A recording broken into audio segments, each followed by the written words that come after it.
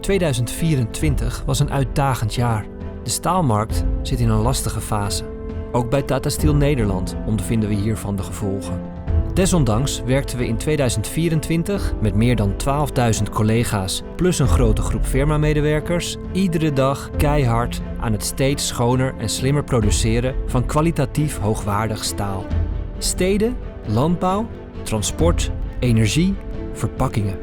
Staal is overal en onmisbaar in ons dagelijks leven. We deden het elke dag een stukje beter. En elke dag weer met nieuwe inzichten. Met opgestroopte mouwen gaan we altijd op zoek naar oplossingen. Dat is onze mentaliteit. Ook in 2025 gaan we op dezelfde voet door. Want schoon, groen en circulair staal, dat is onze stip op de horizon. Samen bouwen we aan die groene toekomst, zodat Nederland trots op ons kan zijn. Net zo trots als onze medewerkers.